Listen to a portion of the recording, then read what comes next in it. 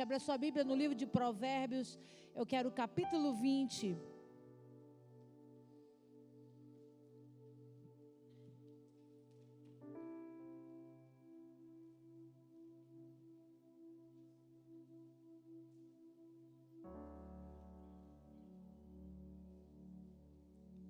Provérbios capítulo 20, eu vou ler o verso 1.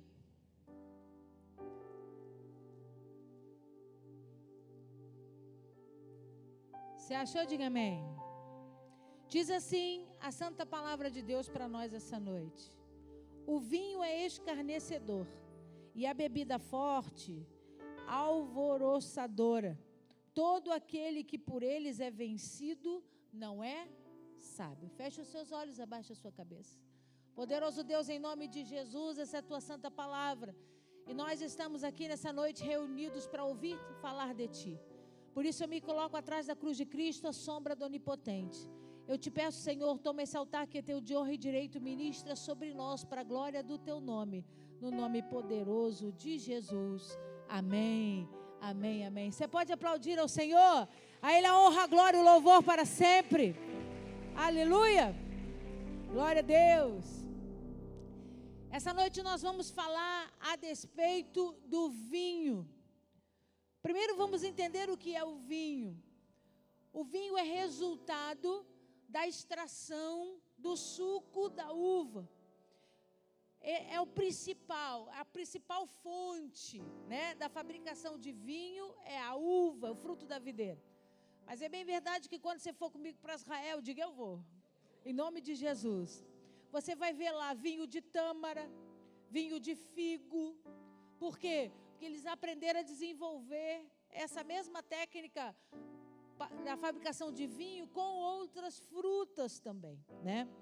Então, põe para mim lá a uva, Felipe. A uva é o fruto da videira e ela é a principal fonte, é o principal matéria-prima para a fabricação do vinho.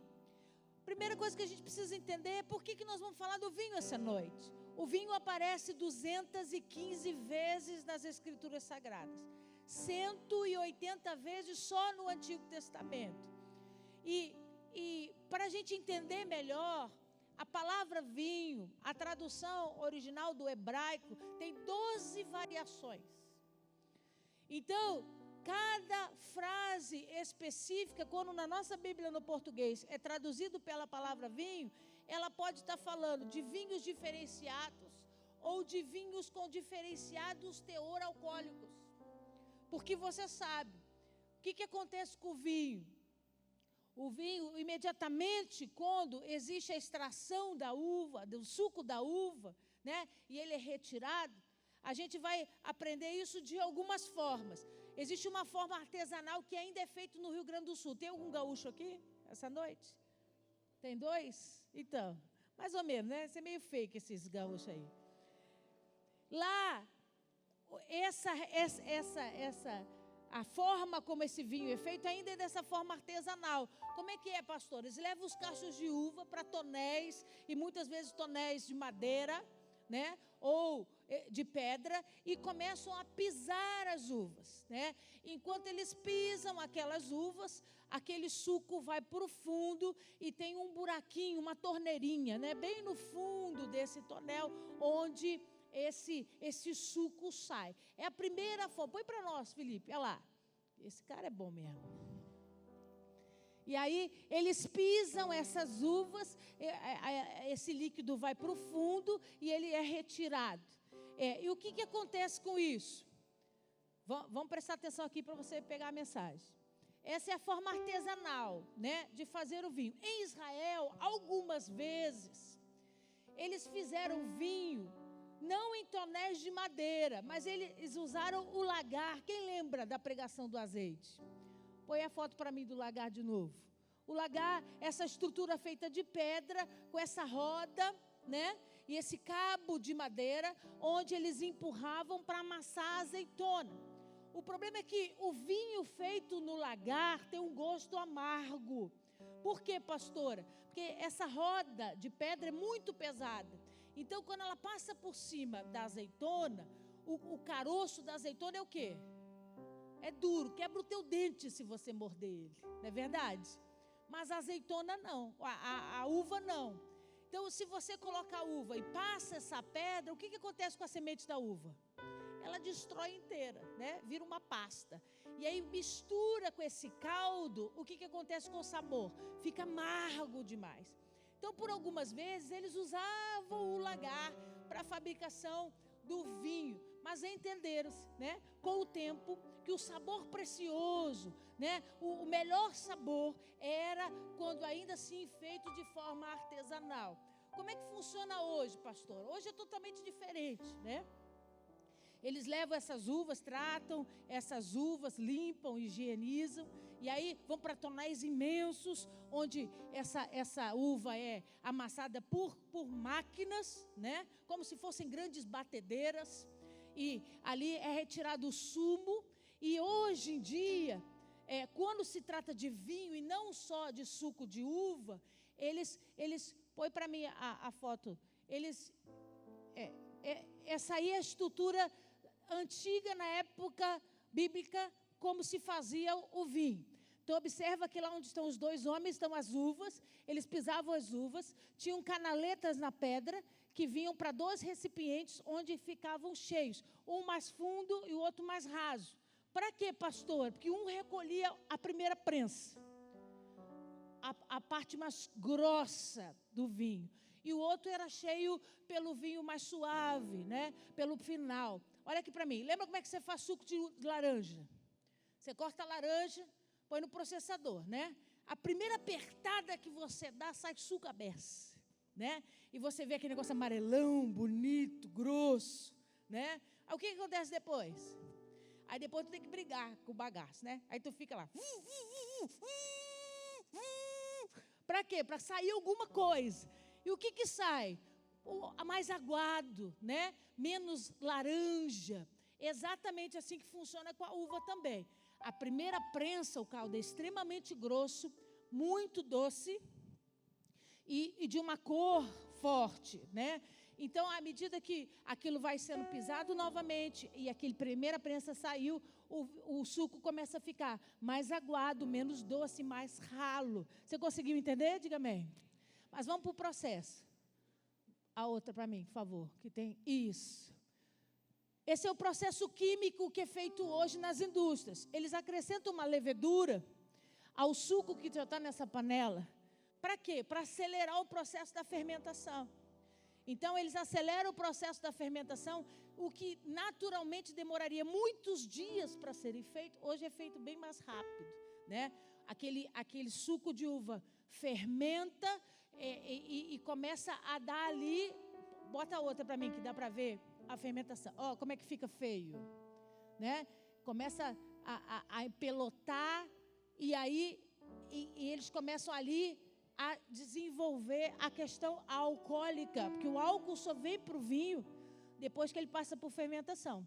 Vira para esse irmão que está ao seu lado e diga para ele: suco de uva que não fermentou não vai virar bebida alcoólica. Você entendeu? Diga amém. Então, essa era a forma que se fazia antigamente. Como que usava na época da Bíblia Sagrada e no tempo de Jesus? Daquela forma que nós vimos no desenho da pedra. Amassavam-se com os pés, aquele suco caía nas canaletas e ali eles engarrafavam. Engarrafavam em quê? De quê? De barro, né? Vasos de barro. Ali eles jogavam o suco e fechavam, lacravam. Mas como é que se fazia viagem para longe com aquela garrafa de barro, aquele jarro de barro? Aquilo pesa demais da conta. Como é que se fazia? Onde que se transportava o vinho? Num negocinho chamado odre. Põe para mim, por favor, Felipe. O odre é um recipiente feito do couro do animal, costurado, onde eles enchiam esse recipiente, amarrava a boca desse recipiente e enfiava assim, como se fosse uma pochete, né?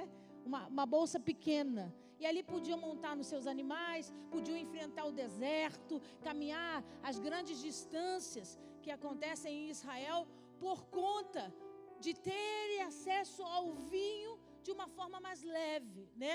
Que não atrapalhava esse transporte da mercadoria. Você está aí? Diga amém.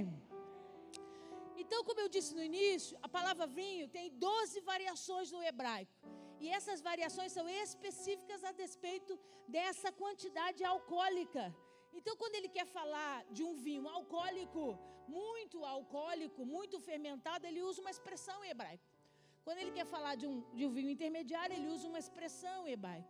E quando ele quer falar de uma porção não alcoólica, não fermentada, o suco de uva integral, que é o que você toma na ceia, né, da igreja, ele usa uma outra expressão. Se você puder anotar, vai ser valioso para você. Primeiro eu quero falar de um termo hebraico chamado Yahin, Y-A-Y-I-N. Y-A-Y-I-N. Que traduzido do hebraico significa suco da videira. Então nós estamos falando de quê? Do suco integral, né? Aquele que você compra, que você bebe, não tem fermentação. Como é que eles faziam naquela época? Eles extraíam o suco da uva, amassavam a uva, retiravam aquele suco, iam para panelões e fervia-se aquele suco. Deixava aquele suco ferver. E à medida que aquele suco fervia, ele ia encorpando, ele ficava licoroso, grosso, né? Não acrescentava nada, nem água, nem açúcar, só fervia. Pergunta para mim, por que, pastora? Para não azedar. Porque se ele deixa o suco naturalmente, assim que espremeu, e não beber automaticamente, aquele suco azeda. Então, para não azedar, se fervia aquele suco. Ele deixava esfriar e ele guardava nos jarros de barro. Aí o que ele fazia? Vamos almoçar. Quem está com fome, diga amém. Glória a Deus. Vamos almoçar.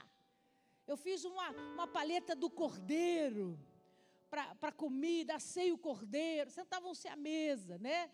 As mesinhas baixinhas, ou ainda na época do Antigo Testamento, no chão mesmo, nos tapetes.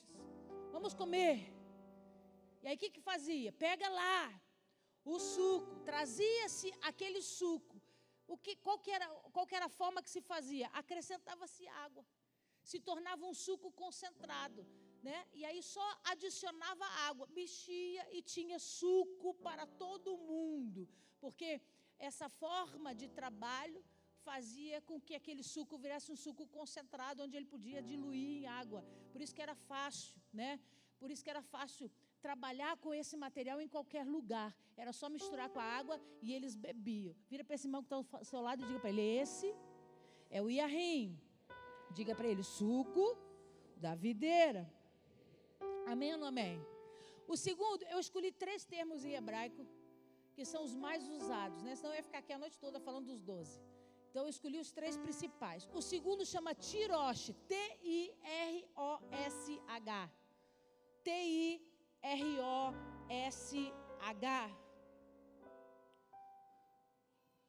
A tradução de Tirosh é vinho novo.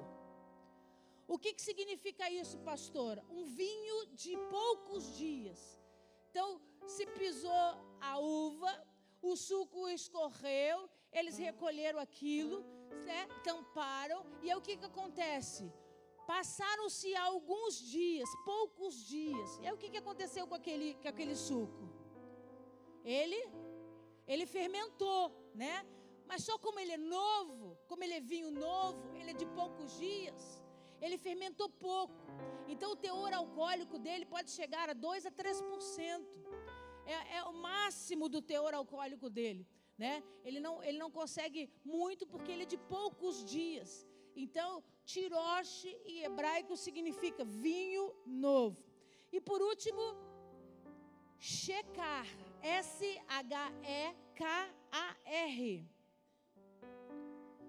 S-H-E-K-A-R.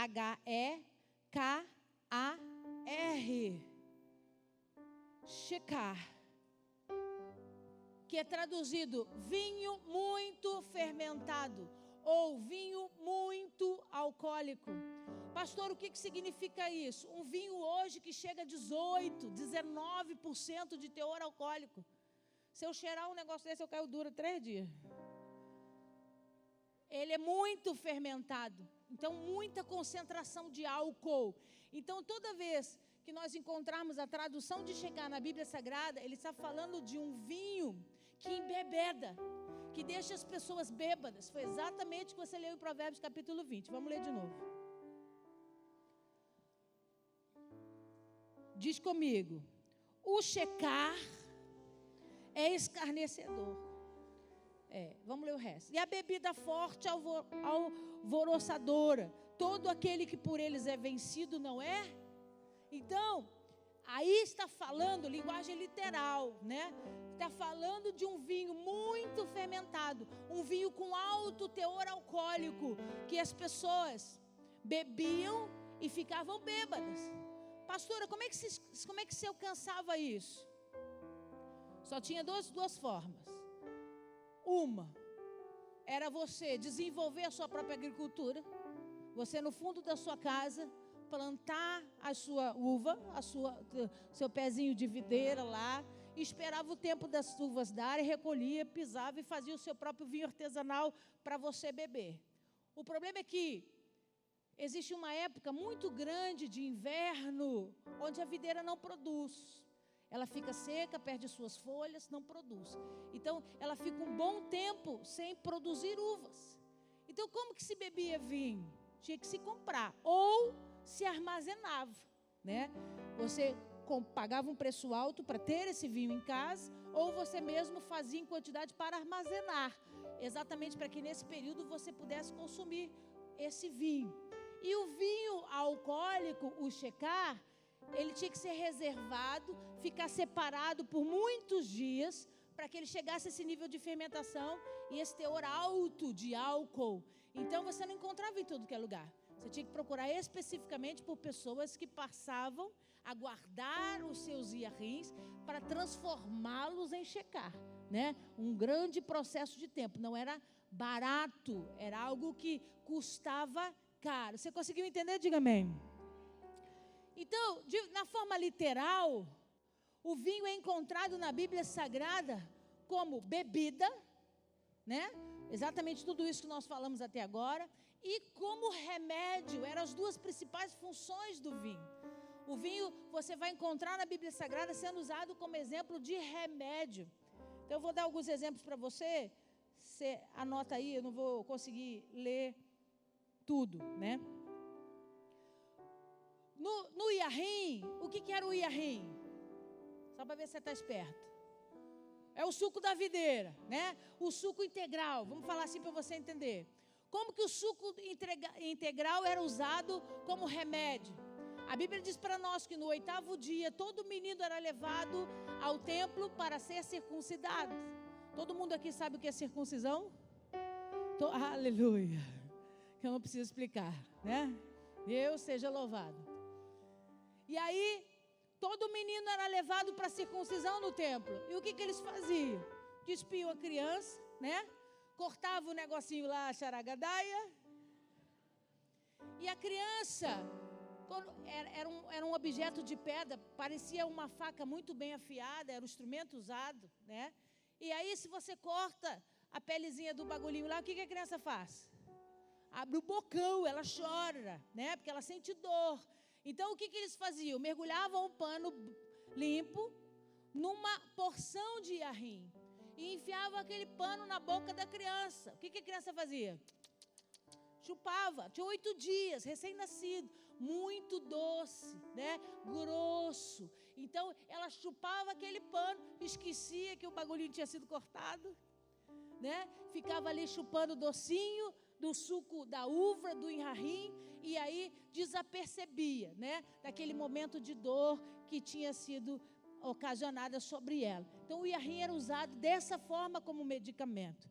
Pastora, e o tiroche? Como é que o tiroche era usado? Aí eu quero que você abra comigo 1 Timóteo.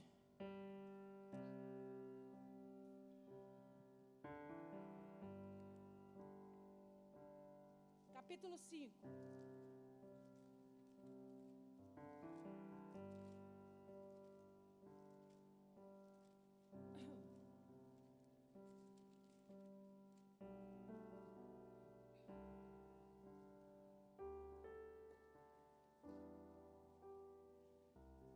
1 Timóteo, capítulo 5.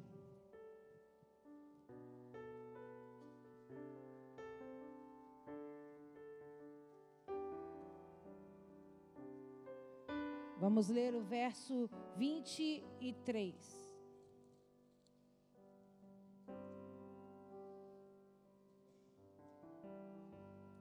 Você achou? Diga amém. Diz assim: não continues a beber somente água.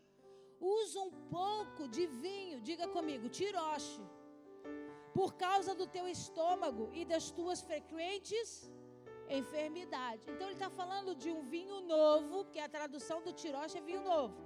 Um vinho muito pouco alcoólico. E esse vinho, quando você tivesse gastrite, dor do estômago, se usava uma colherada, né, um cálice bem pequenininho desse vinho, para ajudar a curar a gastrite. É por isso que os portugueses até hoje dizem, quem bebe um pouquinho de vinho, né, não passa mal, dificilmente tem enfermidades nessa questão da gastrite e estômago. Eles também dizem que é para o coração, a Bíblia não fala não, a Bíblia só fala da gastrite, né? Vira para esse irmão que está do seu lado e diga para ele, não inventa moda de beber dizendo que é para ficar curado. Deixa de ser sem vergonha. Não precisa repetir não, senão nós vamos acabar amanhã. Porque a nossa cura vem do sangue poderoso de Jesus, amém? Mas a Bíblia deixa registrado para nós que o tiroche, o vinho novo, o vinho pouco alcoólico, era usado para a cura da gastrite. E por último, o checar. Vai lá em Mateus 27, verso 34.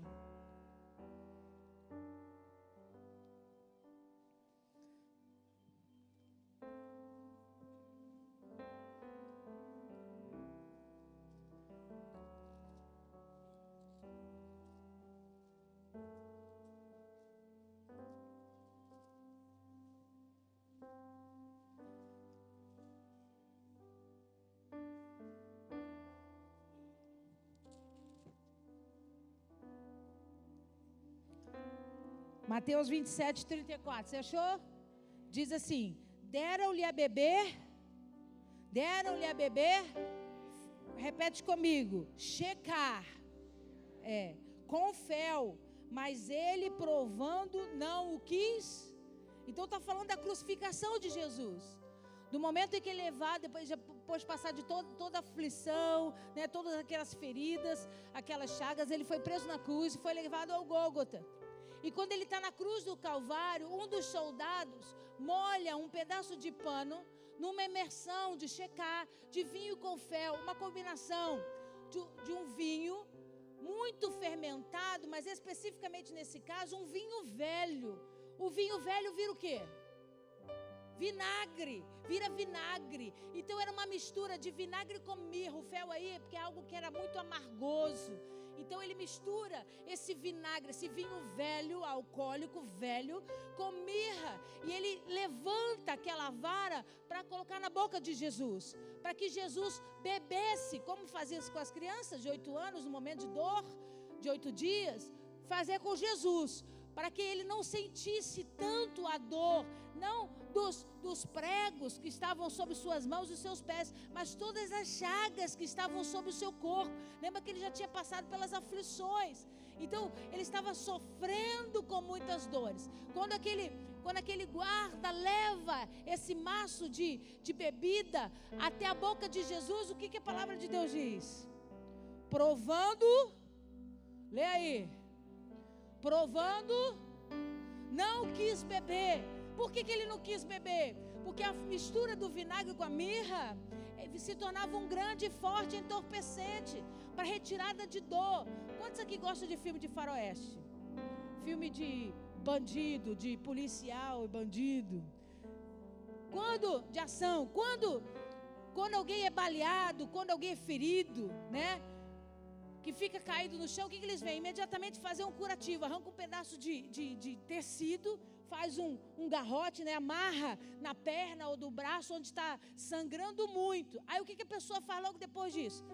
Abre uma garrafa de uísque, de álcool e dá para a pessoa beber. Por quê? Porque não tem anestesia. Precisa tirar a bala, precisa costurar o ferimento, aquilo dói demais. Então o que ele faz? Derrama bebida muito alcoólica para que a pessoa fique zuretado, né? E não sinta a dor, nem de costurar, nem de enfiar o dedo lá para tirar a bala da pessoa. Era exatamente isso que eles fizeram com Jesus. Eles levaram uma bebida muito fermentada, velha, como vinagre, misturado com mirra, e colocaram na boca de Jesus. Quando Jesus prova, porque a Bíblia diz que ele prova, provando, não quis beber. Por que ele cospe? Por que ele rejeita? Porque ele precisava cumprir as escrituras que diz que sobre ele, todas as nossas pisaduras, todos os nossos sofrimentos, ele levaria sobre ele estaria depositado toda a dor. Se ele toma o entorpecente, ele não cumpre o propósito. Se ele toma o vinho velho, ele não cumpre de experimentar toda a dor sobre ele. E ele estava dizendo, eu vim para cumprir, e eu vou cumprir até o fim, para que eles não venham mais a sentir a dor. Aleluia, glória a Deus.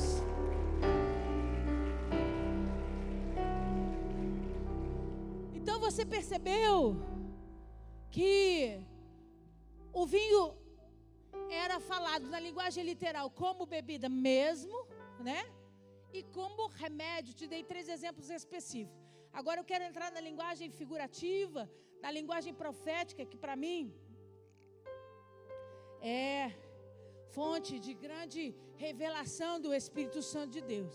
Só um detalhe importante: a Bíblia não vai citar absolutamente nada de vinho até o dilúvio de Noé.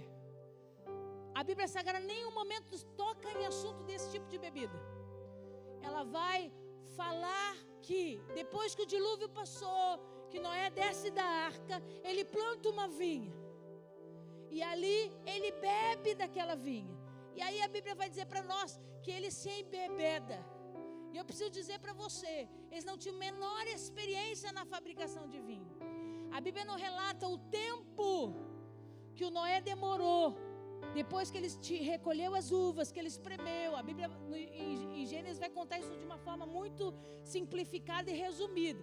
A gente não tem como saber se ele espremeu a uva e bebeu naquele mesmo momento, ele esperou alguns dias para beber. Isso pode ter fermentado um pouquinho, como fermenta no tiroche, né? Ou se ele bebe o iahrim, espremeu e bebeu.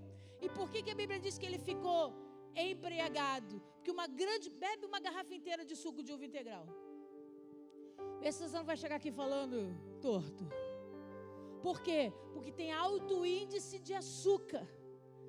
E aí você bebe aquilo de forma muito concentrada, você vai ficar alegrado, você vai ficar falando igual bobão, né? Vai dar sono. Então, foi exatamente o que aconteceu sobre Noé. Você entendeu? Diga amém. Depois, então, de Noé, é que a Bíblia começa a falar do vinho especificamente e deles produzindo essa espécie de bebida. Vai lá comigo em Gênesis capítulo 14 e vamos correr, porque tem Bíblia para dar, hein? Gênesis 14, verso 18.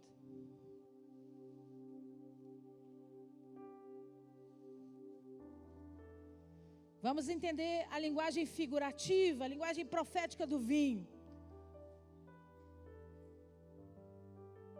Gênesis 14, verso 18, a partir do verso 18.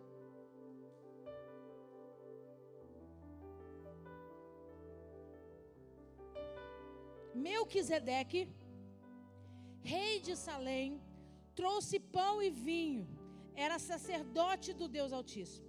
Abençoou ele Abraão e disse: bendito seja Abraão pelo Deus Altíssimo, que possui os céus e a terra, e bendito seja o Deus Altíssimo, que entregou os teus adversários nas tuas mãos.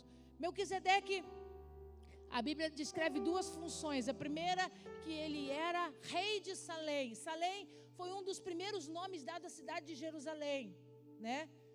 Foi chamado de Salém, depois cidade dos Jebuseus, né? Aí foi mudando até ser instaurada como a grande e poderosa Jerusalém, que é traduzida para nós como Jerusalém.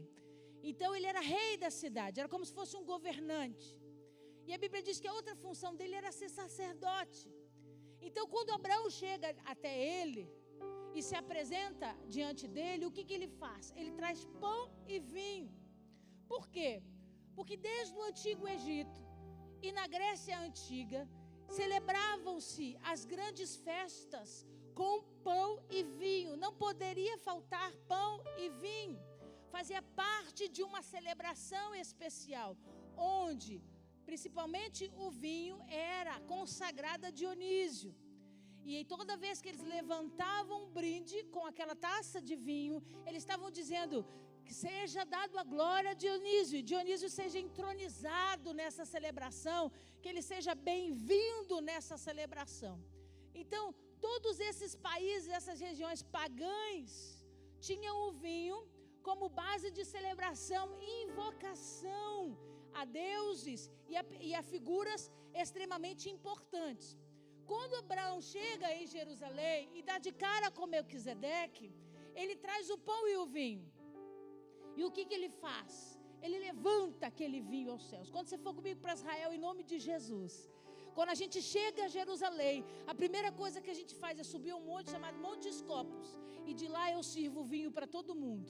E lá a gente ergue o cálice aos céus, repetindo exatamente o ato que Melquisedeque fez com Abraão, dizendo que diferente do paganismo, diferente do antigo Egito e da Grécia, nós não brindamos a deuses estranhos, nós consagramos ao Senhor dos Senhores e declaramos o poder de Deus sobre as nossas vidas.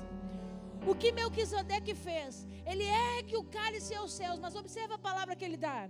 Ele diz: e abençoou ele Abraão, dizendo: bendito seja Abraão pelo Deus Altíssimo, e bendito seja o Deus Altíssimo pela vida do Abraão, pelo que Abraão estava vivendo.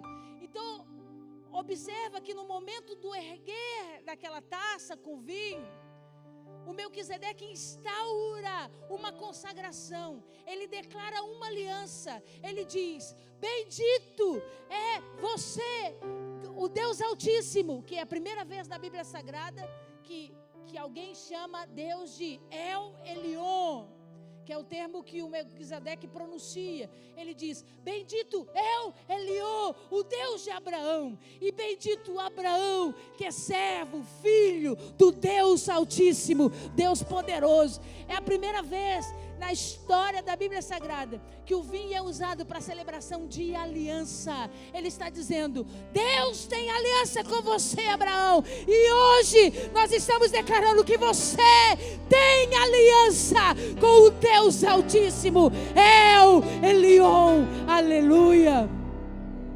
Então vira para esse irmão que está ao seu lado, diga para ele: brindar com o vinho na Bíblia Sagrada, no campo espiritual, religioso, fala de aliança. Amém ou não amém? Você entendeu? Diga amém. Vamos lá comigo em João capítulo 2. Evangelho de João. Agora você vai entender a bagaceira toda.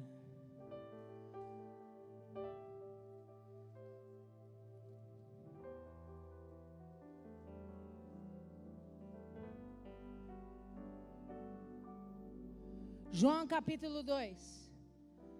3 dias depois houve um casamento em Caná da Galileia.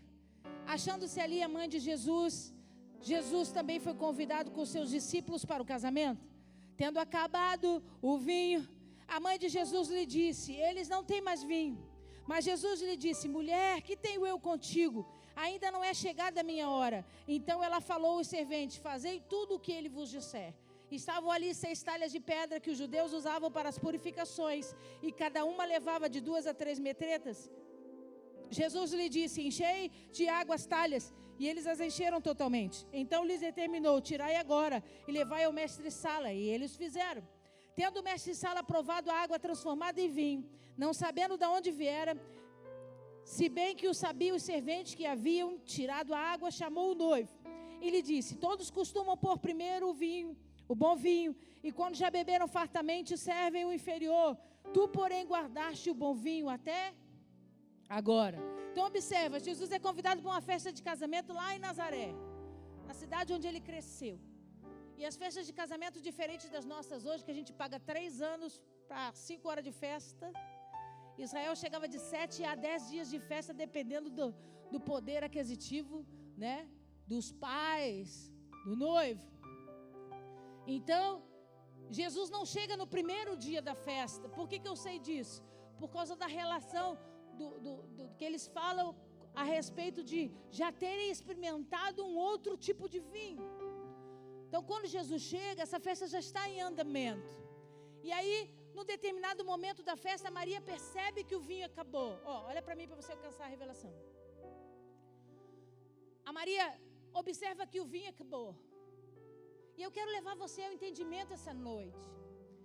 Por que uma mulher, que a Bíblia diz que foi escolhida, não existia outra como ela naquela época, para ser a mãe do Salvador, uma mulher que foi envolvida pelo Espírito Santo, uma mulher que tinha pleno entendimento e revelação que o filho dela era o Senhor, que o filho dela era o Messias, que o filho dela era aquele que veio para restaurar e redimir Israel. Por que uma mulher dessa tão espiritual ia se preocupar com uma bebida na festa? Por que uma mulher dessa tão entendida dos propósitos ia ficar com seu coração comovido? Porque a bebida da festa tinha acabado. Porque não era uma bebida apenas. Não se usava vinho apenas para se embebedar. Não na festa de crente. Nas festas do Antigo Egito, da Grécia, sim. Bebiam-se a Dionísio, debaixo de prostituição, de nudez e de vergonha. Na festa de crente, não. Por quê? Porque a exemplo de Melquisedeque, o vinho representava a aliança. Então todas as vezes que se levantava um cálice, se dizia: bendito é você, noiva, porque serve ao Deus Altíssimo. E bendito é o Deus Altíssimo, porque tem aliança com a sua vida. Eles declaravam publicamente a aliança de Deus para com os homens e dos homens para com Deus, o único e verdadeiro Deus. Então, se você frequenta uma festa onde esse vinho acaba a declaração da aliança. Acaba-se o motivo pelo qual estavam se reunindo. Vira para esse irmão que está ao seu lado e diga para ele: você não vai casamento de crente para comer, nem para beber. Você vai lá para abençoar aquele casal. Você entendeu? Diga amém. Porque o teu papel é dizer: bendito é o Deus da tua vida, e benditos são vocês diante do Deus Altíssimo. Era para isso que se reuniam em festas, para adorar a Deus, para celebrar o nome de Deus. O problema é que o vinho acaba. E a Maria fica extremamente preocupada, porque ela diz: eles não vão brindar mais a nada. Eles não vão glorificar mais o nome de Deus. Observa que ela chama Jesus. Olha aí. Versículo 3. Tendo acabado o vinho, a mãe de Jesus lhe disse: eles não têm mais vinho. Olha a resposta de Jesus. Parece conversa de bêbado. Mulher, que tenho eu contigo? Ainda não é chegada a minha hora. Ela fala uma coisa, ele responde outra. Por quê, pastor? Porque eles não estavam falando de bebida. Eles estavam falando de celebrar a aliança, de revelar ao homem a aliança com Deus e de Deus para com o homem. Quando ela diz: o vinho acabou, ele diz: você entende, mãe, que eu não posso dizer a eles que eu sou a nova aliança. Não é chegada a minha hora de me revelar a eles. Eles não estão prontos para entenderem que agora eu sou o caminho restaurador dessa aliança. Não é minha hora. Aí olha o que ela diz. Olha o que ela diz. Versículo 5. Então ela falou aos serventes: fazei tudo o que ele vos... Ué, não parece que ele disse que não ia fazer nada? Não parece que a resposta de Jesus diz: não é chegada a minha hora, mulher, o que tem eu contigo? Não se mete, não. Não parece que ele falou assim com ela? Pois é, porque a nossa mente é pequena, a gente fica preso ao que a gente entende. Quando na verdade eles estavam falando de um outro vinho. Eles estavam falando de um fundamento religioso e espiritual. É claro que Jesus poderia multiplicar o vinho, a bebida, para não acabar com a alegria da festa, mas ele não poderia se revelar como verdadeira aliança. Não era a hora. E aí ela diz para eles: faz tudo o que ele mandar. Aí ele manda os homens chegarem e encherem talhas de pedra de água. Por que talhas de pedra e não vasos de barro? Porque as talhas de pedra eram colocadas na frente, para que as pessoas entrassem e se purificassem. Era um ato de purificação. Então, eram vasos de pedra. Quando você for comigo a Caná da Galileia, você vai ver, em nome de Jesus. E aí, enche de água. E ali, então, ele opera um milagre. Transforma a água em vinho. Presta atenção no que eu vou dizer para você. Eles ficaram espantados de verem a água sendo transformada em vinho. Experimentaram daquele vinho. E o mestre Sala disse para o noivo: uau, que vinho é esse? Porque todo mundo serve o bom vinho primeiro. Mas depois que eles já beberam muito, põe qualquer coisa. É assim que acontece na festa, né? Lá na casa não, né? Vocês não fazem isso não, em nome de Jesus. Mas você vê servindo a Coca-Cola, depois de 2 horas de festa, você já está tomando até o que você não sabe. Né? Você já bebeu tanto, você não faz diferença nem do lé do cré. E ele falou: é exatamente assim que a gente faz na festa. Põe o bom vinho primeiro para impressionar. Depois que eles já tomaram muito, a gente põe qualquer coisa. Mas você não. Você deixou o melhor vinho para o final. O que aquele mestre está dizendo? Eu nunca experimentei um iahrim tão puro. Eu nunca experimentei um vinho, um suco da videira tão precioso, tão encorpado, tão saboroso. Nunca bebi algo tão especial na minha vida. O que Jesus estava querendo dizer para aqueles homens, para nós, um simples milagre de transformação da água para o vinho? Jesus estava dizendo para eles: eu sou o único, presta atenção, eu sou o único que transforma a água da purificação da lei em aliança estabelecida diante de Deus. Ninguém vai fazer isso, nunca mais. Vocês vão experimentar de algo novo, de algo transformador sobre a vida de vocês. Eu já ouvi muitas vezes falarem sobre essa pregação e usar a expressão de que o vinho representava alegria. E que quando acabou o vinho, acabou a alegria. Deixa eu dizer para vocês, não é uma verdade.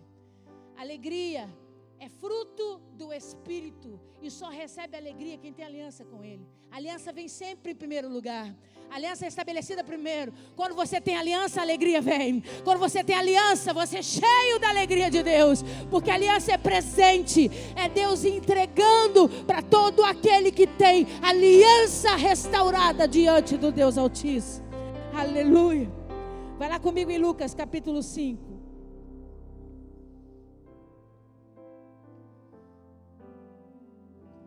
Eu anotei aqui: aliança é o destino de quem tem aliança com Deus.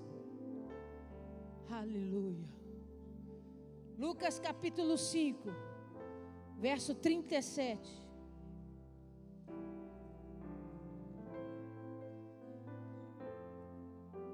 E ninguém põe vinho novo em odres velhos, pois o vinho novo romperá os odres, entornar-se-á o vinho e os odres se estragarão. Pelo contrário, o vinho novo deve ser posto em odres novos, e ambos se conservam. E ninguém que tenha bebido o vinho velho prefere o novo, porque diz: o velho é... Jesus estava falando de homens espirituais, homens que são pautados debaixo da religião, homens que viveram experiências em Deus poderosas. E ele começa a fazer uma comparação para nós muito estranha. A gente não tem afinidade com odre, nem tem intimidade com essa questão da transformação, da fermentação do vinho. Parece um assunto complexo para nós. Mas você já entendeu que o vinho na linguagem figurativa e profética representa o quê? Então, vamos matar a charada. Você vai ler o texto agora, trocando a palavra. Lê aí. Ninguém põe... Lê aí. Ninguém põe aliança nova. É assim que está na nossa Bíblia? Como é que está na nossa Bíblia? Não, você não pegou. Eu pedi para você trocar o vinho pela aliança, que você já sabe que esse é o significado. Mas quando você abre a sua Bíblia Sagrada, ela é dividida em antiga aliança e nova aliança. O termo só mudou de lugar. Você leu aí, aliança nova. Leu ou não leu? Vamos ler de novo. E ninguém põe aliança nova em odres velhos, pois a aliança nova romperá os odres, e tornar-se-á aliança, e os odres se estragarão. Agora, em vez de aliança nova, você vai ler nova. Aí você vai entender tudo. Lê aí. E ninguém põe a nova aliança em odres velhos, pois a nova aliança romperá os odres, e tornar-se-á aliança, e os odres se estragarão. Olha aqui para mim. Olha o que Jesus estava dizendo. Você precisa entender que não dá para eu colocar em você a nova aliança. Não dá para eu derramar sobre a vida de qualquer o novo pacto, a nova instituição, o novo derramar de Cristo. Por quê? Porque se você for odre velho, se você for aquele instrumento feito de pele de animal, e você já tiver passado pelo processo de dilatação, você dilatou, voltou, você se tornou flácido, nada mais acontece dentro de você, você se torna insensível, nada que é colocado dentro de você se transforma, nada que é colocado de você opera em você. Jesus estava dizendo: eu não tenho como colocar a nova aliança se você permanecer religioso, se você permanecer frio, se você permanecer da forma como você está. Preciso que tudo seja novo, novo nascimento para nova aliança. Aleluia! Vira para esse irmão que está ao seu lado e diga para ele: tem que nascer de novo. Tem que nascer de novo. Porque quando você nasce de novo e a nova aliança vem, você consegue se perdoar, você consegue perdoar o teu irmão, você consegue entender que você não vale nada, que Ele é tudo, que é Ele que opera tudo em você, que por mais que você caia, Ele estende a tua mão e te levanta. Não é sobre você, é tudo sobre Ele. Aleluia! E quando os dois são novos, os dois se conservam. Você nasceu de novo, a nova aliança entre você. E aí quando você fica mais ou menos, ela lembra você: deixa eu trabalhar em você.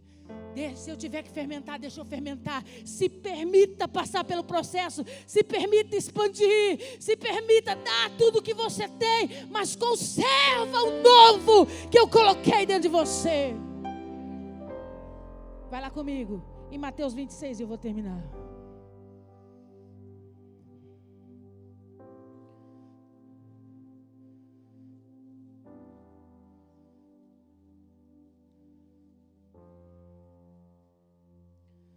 Mateus 26, verso 26. É a celebração da ceia do Senhor. Enquanto comiam, Jesus tomou um pão e, abençoando, partiu e deu aos seus discípulos, dizendo: tomai e comei, isso é meu corpo. A seguir tomou um cálice e, tendo dado graças, o deu aos seus discípulos, dizendo: bebei dele todos, porque esse é o meu sangue, o sangue da nova aliança, que é derramado em favor de muito para a remissão de pecados. No dia mais importante da história, onde Jesus reúne os seus discípulos no cenáculo e celebra a ceia do Senhor, Ele usa os dois elementos que Melquisedeque usou. Não é por acaso, faz parte da história de toda celebração importante em Israel. Toda festa em Israel precisa ter pão e precisa ter vinho. Especificamente nessa festa, na festa da Páscoa, o pão era diferenciado. O pão era um pão sem fermento, um pão asmo sem fermento. Por quê? Porque o fermento significa contaminação. O fermento estraga a massa. Ele fala, representar pecado na linguagem figurativa. Jesus nunca poderia se apresentar a alguém como um pão com fermento. Ele não pecou sobre a terra. Não, a Bíblia diz que não existia sobre ele nenhum tipo de transgressão. Então ele pega o pão sem fermento e diz: esse é o meu corpo. Porque você lembra da pregação do trigo, né? O trigo fala disso, de pessoas que estão debaixo de propósito. Ele diz: eu me tornei esse homem sem fermento, sem contaminação. Isso é tão sério em Israel, que os religiosos radicais, quando chega a semana da festa dos pães asmos, eles mandam olhar os telhados, porque não pode entrar nem nada dentro da casa deles que tenha fermento. Então eles ficam preocupados se algum pombo pegou um pedaço de pão e trouxe o pão para cima do seu telhado. Ele manda varrer aquilo tudo. Ele diz: não pode ter fermento de jeito nenhum. Então raciocina comigo: se o pão não tinha fermento, o vinho também não. Que vinho era esse? Iahim, o suco da videira. Ele levanta o suco da videira, o Iahim, e ele diz: este é o meu sangue. Assim como o Melquisedeque disse que o Deus abençoe o Abraão, e o Abraão seja abençoado porque tem Deus como Senhor da sua vida. Agora vocês levantarão os seus cálices e declararão a nova aliança, não mais a aliança de Melquisedeque. É por isso que o livro de Hebreus diz que Jesus se tornou sacerdote segundo a ordem de Melquisedeque. É analogia. Ele era o sacerdote representado no Antigo Testamento, mas Jesus veio para dizer: o que Melquisedeque fez, agora eu vou fazer. Sou eu que vou brindar a aliança. Não qualquer uma que você já tenha experimentado, mas a nova aliança, a que virá sobre você como o meu sangue poderoso. E aí ele vai completar em João capítulo 15, quando ele diz: eu sou a videira verdadeira, vós sois os ramos, presos a mim, vós dão muitos frutos. O que ele está dizendo para mim e para você? O melhor Iahim, o suco da videira, que é espremido, que é entregue como símbolo de aliança, ele agora passa essa responsabilidade sobre a minha vida e a sua vida. Eu não vou mais sair por aí batendo na vida das pessoas e dizendo para elas: seja abençoada em nome de Jesus, seja abençoada. Não. Agora eu sou o fruto da videira verdadeira. Nós estamos presos a Ele. E a partir do momento que eu saio, que eu começo a caminhar, que eu começo a andar no meio das pessoas, sou eu que mostro o caminho da nova aliança. Sou eu que digo a ela: tem um caminho só, é nós e Cristo em nós. Aleluia. Fique de pé no seu lugar.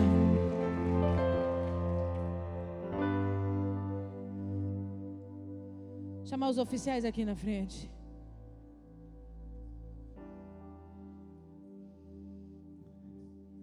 Todo fruto que sair de você precisa manifestar o poder da nova aliança. Pastor, o que nós vamos receber nessa noite? Entendimento. Você não está sozinho.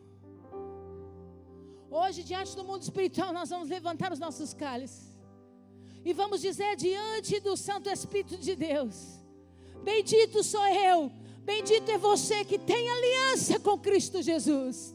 E bendito é o Senhor Jesus, que fez, estabeleceu, imprimiu e garantiu a aliança dele na sua vida.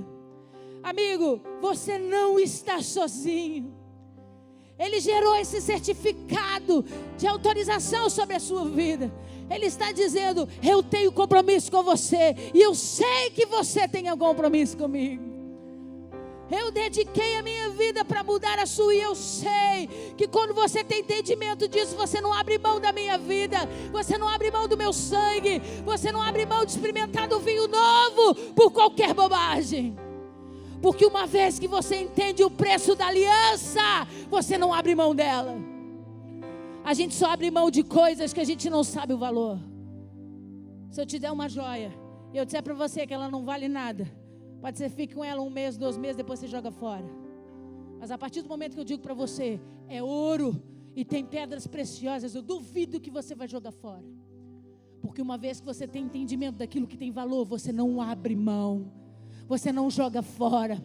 E você vai receber oração nessa noite, entendendo que o vinho não é alegria, a alegria é consequência de uma vida de aliança com Deus. A aliança com Deus vai te proporcionar os frutos do Espírito Santo. E à medida que você se aliançar no Senhor, que você mantiver esse compromisso aceso dentro de você, coisas poderosas vão acontecer.